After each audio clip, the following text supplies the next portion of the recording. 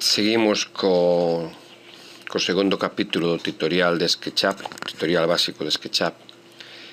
Neste caso, o que imos a facer é un tubo. É a peza que agora mesmo temos na pantalla.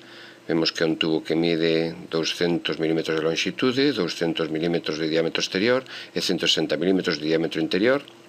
E para elo vamos a utilizar as ferramentas círculo, equidistancia e empuxar tirar.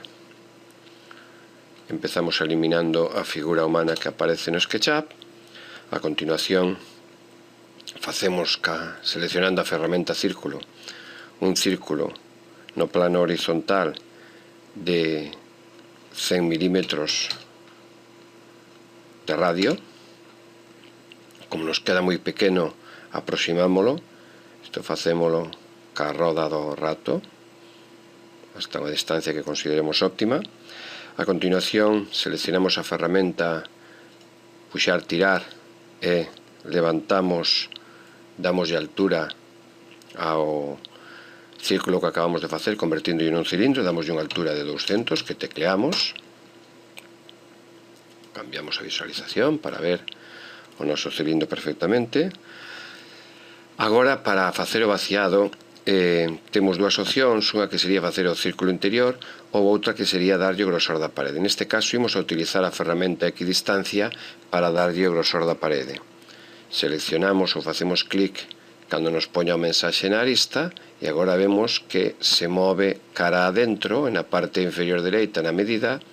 Na distancia indícanos que distancia queremos que teña a parede do cilindro. Tecleamos unha distancia de 20 mm, recordamos que medía 160 de diámetro interior, 200 de diámetro exterior, iso quere dicir que as paredes miden 20 mm de diámetro.